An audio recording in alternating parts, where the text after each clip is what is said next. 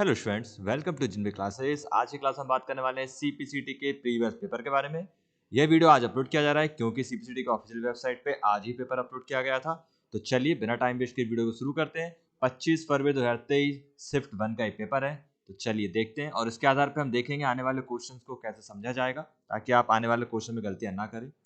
सबसे पहला क्वेश्चन जो आया था वो आया था, उन आदेशों की सूची को प्रदर्शित करता है जिनका उपयोग सूचना तक पहुंच हेतु हार्डवेयर सेटिंग बदलने, संग्रहित जानकारी को ढूंढने और कंप्यूटर को शट डाउन करने के लिए किया जाता है। तो देखिए यहाँ पे ये क्वेश्चन पूछा जा रहा है, इसका मतलब ये है अगर आपको हिंदी में थोड़ी प्रॉब्लम लगती है तो आप इंग्लिश जरूर पढ़ लें उसको, क्योंकि वहाँ पे हिंदी इंग्लिश दोनों में आपको क्वेश्चन देखने को मिलता है।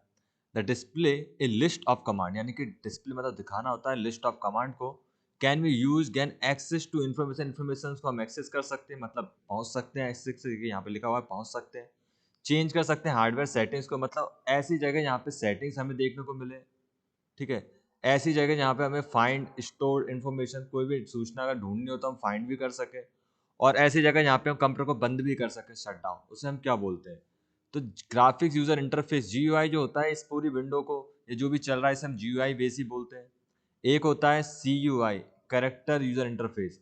जैसे कि आपने अगर डॉस सीखा होगा या डॉस के बारे में देखा होगा, तो डॉस एक क्या है, कैरेक्टर यूजर इंटरफेस, मतलब यहाँ पे जो भी काम होता है कमांड्स के थ्रू होता है, पॉइंटर या कोई इमेज यहाँ पे नहीं होती।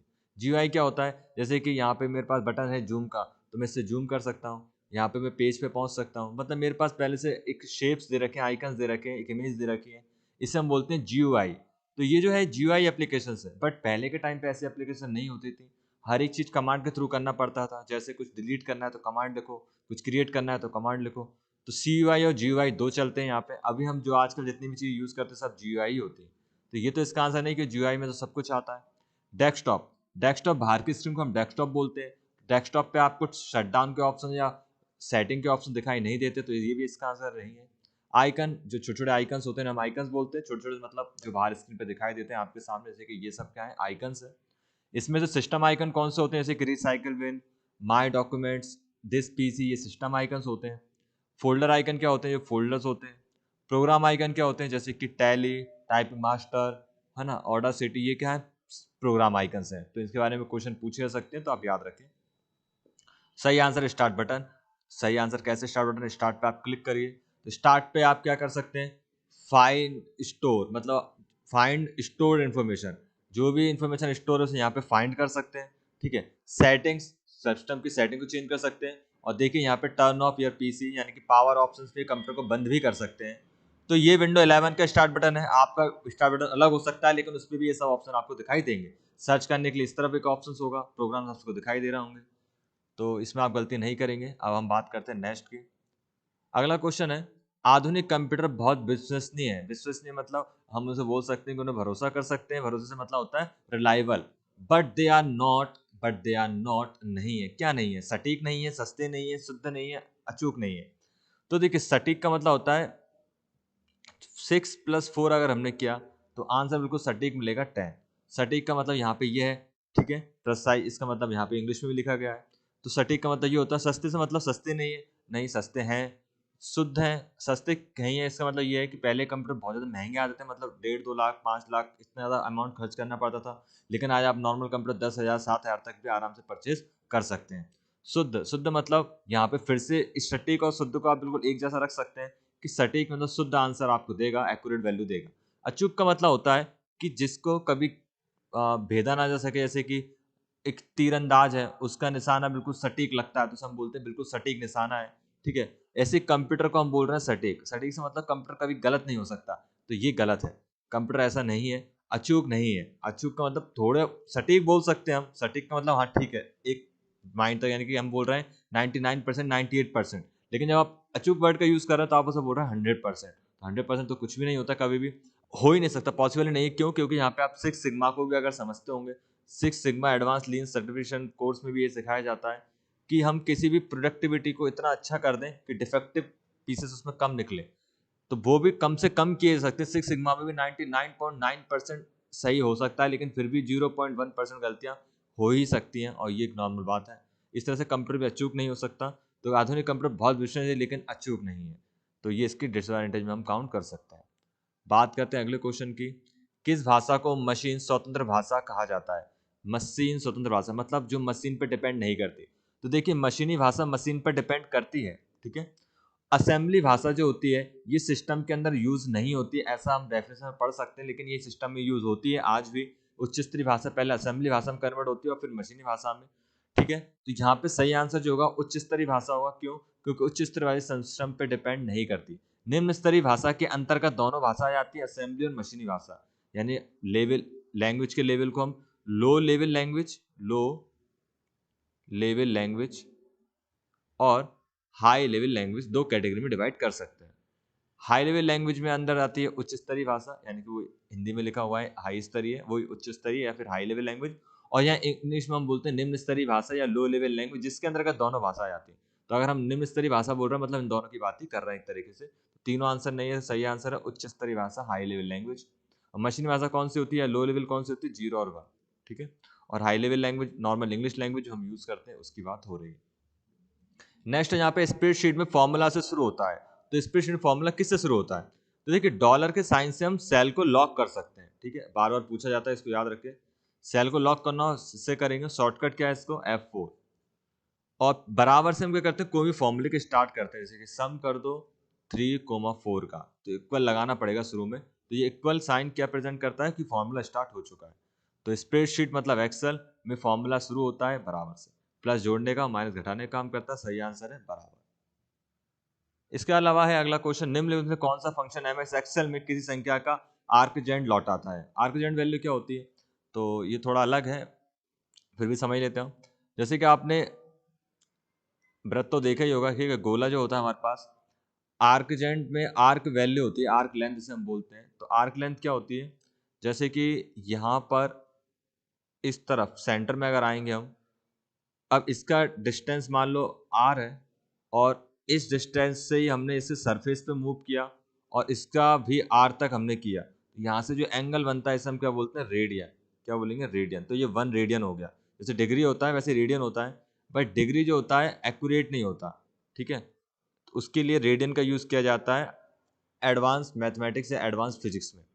तो इस तरह से भी हम नापा जाता है। इस तरह से बोला जाता है यहाँ पे, अगर पूरे पे आ जाए तो कितना रेडियन होगा। तो जब एक पूरा होता है, सेंटर से एक लाइन तक का ऊपर जाता है, तो उसे 1 रेडियन बोलते हैं। और यही थोड़ा और आगे जाएगा, फिर आगे जाएगा तो यहाँ पे आ जाएगा। चूंकि इस पूरे को हम बोलते हैं 2 पाई, जैसे आपने पढ़ रखा है। तो -π/2 से +π/2 तक की जितनी भी वैल्यूज होते हैं उनका आर्कजेंट वैल्यू निकाली जाती है। और आर्कजेंट वैल्यू निकालने के लिए हम एक्सेल में A10 फंक्शन का यूज करते हैं। तो इसका सही आंसर है A10 फंक्शन। रेडियन वैल्यू जो होती हैं उनका आर्कजेंट मान निकालने के लिए हम किसका यूज करते हैं, A10। अगर आपको समझ में नहीं आ रहा तो थोड़ा फिजिक्स की टर्म्स है, आप थोड़ा सा इंटरनेट पे सर्च करेंगे आर्कजेंट के बारे में तो आपको और डिटेल्स में जानकारी मिलेगी। हाल फिलहाल में आप आर्कजेंट वैल्यू जब भी आए तो आप A10 फंक्शन का यूज करते हैं, याद रखें। आर्क10 बहुत से स्टूडेंट ला के आए बट ये गलत है, इसका सही आंसर है A10 फंक्शन। नेक्स्ट हम बात करते हैं यहाँ पे एमएस वर्ड कीबोर्ड में, ये तो बहुत सिंपल ऑप्शन है। कंट्रोल आई का उपयोग किया जाता है, सेव करने में यूज होता है Ctrl+S, बंद करने में यूज होता है Ctrl+W, Alt F4 से पूरी विंडो क्लोज होती है, डॉक्यूमेंट बंद होता है Ctrl+W से। चैनिट स्टाइलिक होता है Ctrl+I से, Ctrl+I से आप इटैलिक कर सकते हैं, Ctrl+B से बोल्ड और Ctrl+U से अंडरलाइन, Ctrl+L से लेफ्ट अलाइन मतलब टेक्स्ट को पेज के लेफ्ट साइड में, R से राइट साइड में और E से सेंटर साइड में अलाइन कर सकते हैं। ये पोजीशन होती है कंट्रोल के साथ, और ये होती है स्टाइलिंग, बोल्ड, इटैलिक और अंडरलाइन, तो आप याद रखें। और चैनिट टेक्स्ट को बाइंडेड लागू करना ये नहीं है, तो सही आंसर है इटैलिक करने के लिए Ctrl+I। एक कैमरा एक पेरिफेरल डिवाइस है जो एक डिजिटल प्रारूप में छवियों को कैप्चर करने के लिए उपयोग किया जाता है, ठीक है। यानी कि पेरिफेरल डिवाइस क्या होती हैं, जो आपकी होस्ट में, होस्ट मतलब आपका जो भी कंप्यूटर होगा, ठीक है, लैपटॉप जो भी होस्ट होगा, जिससे भी आप यूएसबी के थ्रू कुछ भी कनेक्ट करते हैं, वो सभी के कहलाती है पेरिफेरल डिवाइस कहलाती है, पेरिफेरल डिवाइस कहलाती है। जैसे कि आपके माउस, कीबोर्ड, पेन ड्राइव्स और कैमरा।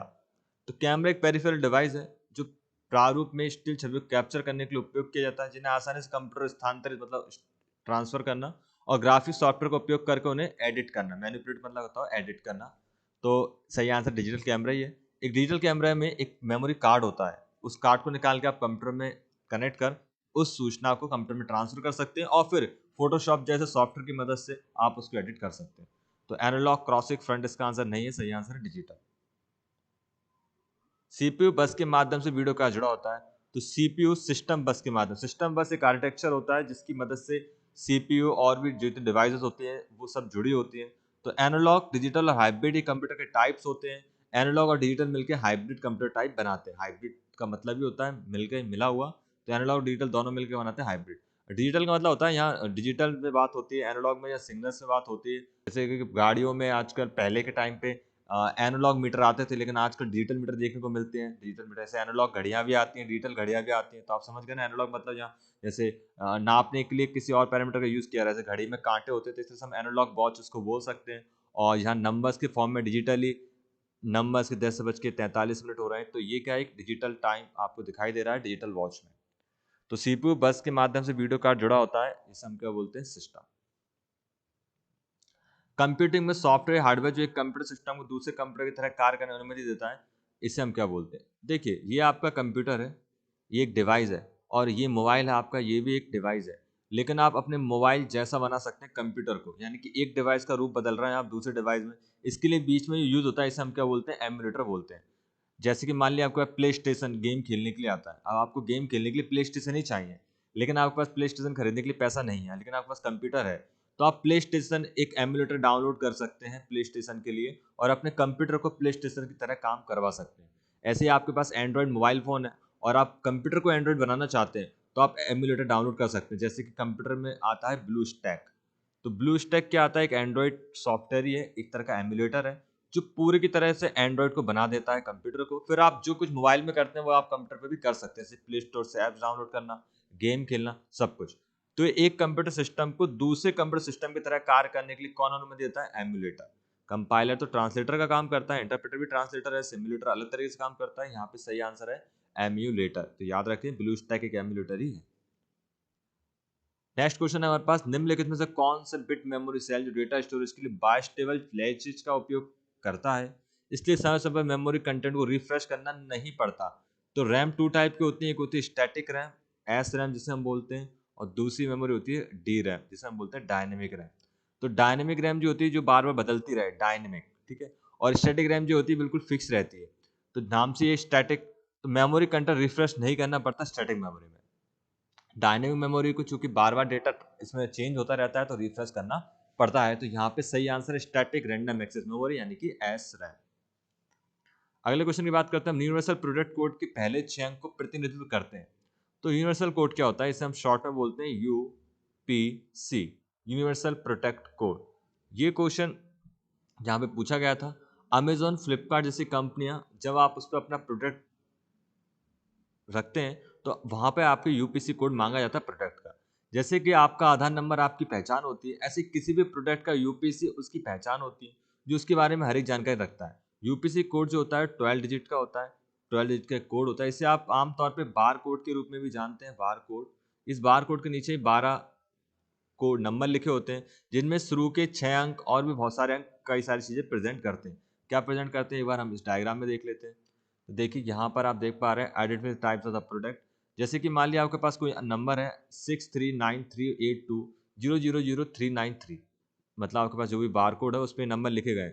तो जैसे कि X1 अगर 6 है, तो ऐसे X1 कुछ भी हो सकता है। अगर देखिए 0 है, इसका मतलब है जनरल ग्रॉसरी सामान है वो, यानी कि इस प्रोडक्ट के बारे में बता रहा है। मीट प्रोडक्ट से अगर 2 है, 3 है तो ड्रग्स या हेल्थ प्रोडक्ट है, 4 है तो नॉन फूड आइटम है, 5 है तो कूपन्स है, 7 और 6 है तो अदर आइटम्स है, 1 8 9 है तो रिवर्स फॉर फ्यूचर यूजेस। ठीक है, ऐसे 3 का मतलब भी, सबके भी अपने अपने मतलब होते हैं। तो आप इसके याद रखें, यूपीसी मतलब होता है ये प्रोडक्ट की पहचान करवाता है। तो उत्पाद का निर्माता और लेन देन के प्रकार, शुरू के 6 अंक यही चीज बताते हैं। उत्पाद का कोड या आइटम क्रमांक कोड को मान्य करने के लिए इस्तेमाल किया गया चंक, और बार कोड निर्माता का एरिया कोड।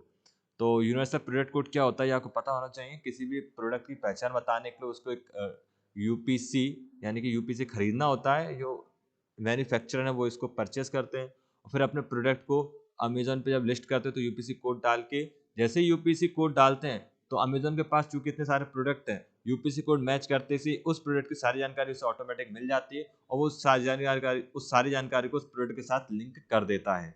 ठीक है, तो यूपीसी कोड आप इसको याद रखें। नेक्स्ट है यहाँ पे एक ऐसी विधि जिसके तहत किसी व्यक्ति को अद्वितीय बायोमेट्रिक विशेषता वाले एक नकली मॉड तैयार किया जाता है ताकि बायोमेट्रिक स्कैनर को भ्रमित किया जा सके।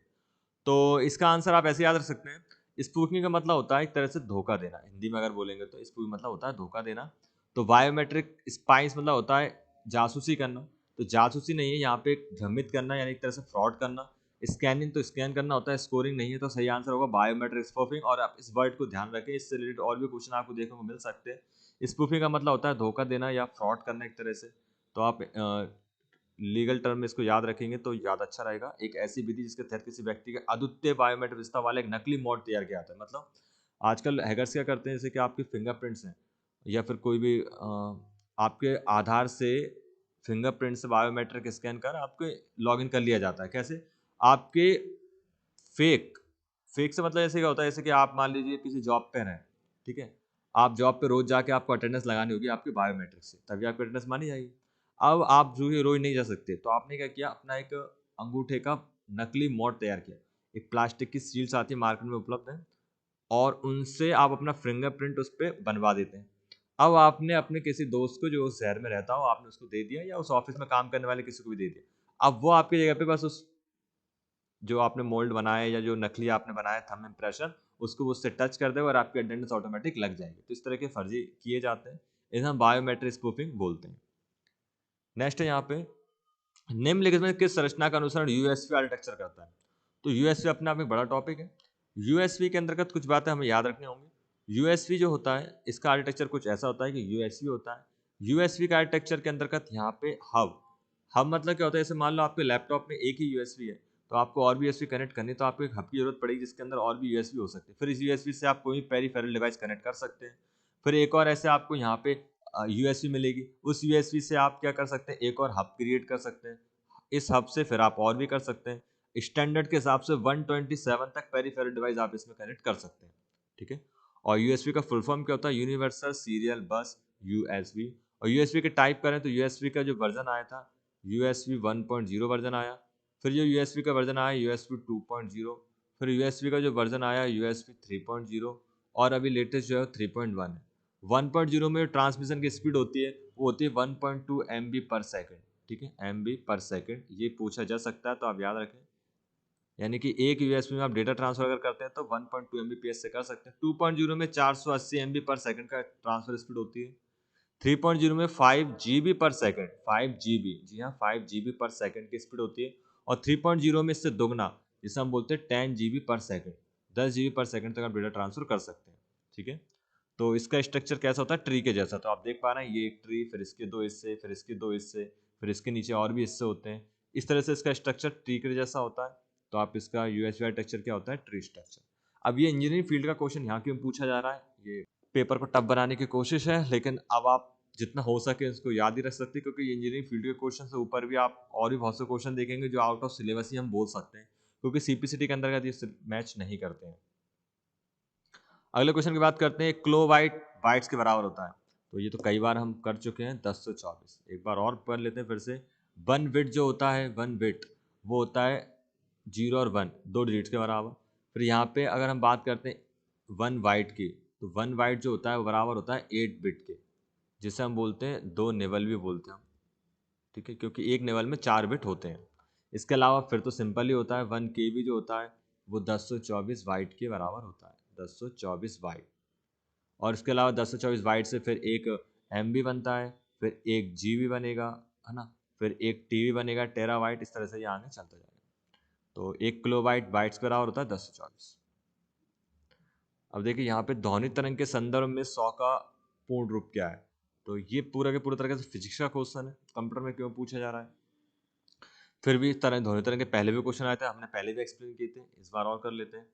तो इसका सही आंसर है surface acoustic wave. Acoustic waves क्या होती हैं, जैसे कि अकॉस्टिक वेव का मतलब होता है जैसे कि मान लीजिए ये एक पहाड़ी है, ठीक है, और यहाँ पे आप खड़े हुए हैं। अब आप कुछ भी बोलते हैं तो आपकी आवाज़ पहाड़ियों पे जाती है, फिर आप बोलना बंद कर देते हैं, लेकिन फिर वो आवाज़ जैसे गई थी, जैसे कि आपने यहाँ से कुछ भी बोला तो आवाज़ आपकी जा रही है, फिर वापस से वो आवाज़ आपके पास आती है कम कम करके। तो जब तक वो आवाज़ आ रही होती है, इस तरह की सिचुएशन को हम एक टाइम बोल रहे होते हैं।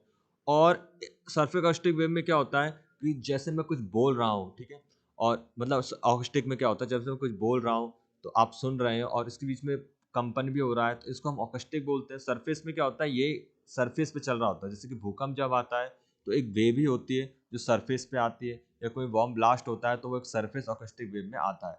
तो सरफेस अकॉस्टिक वेव का शॉर्ट फॉर्म SAW होता है, और फुल फॉर्म आपने देख लिया, ध्वनि तरंगों के अंतर्गत। तो ये तो फिजिक्स का क्वेश्चन है, 8th 9th में क्लास में पढ़ाया जाता है बच्चों को। फिर भी आपको जनरल नॉलेज के लिए क्वेश्चन तो याद होना ही चाहिए।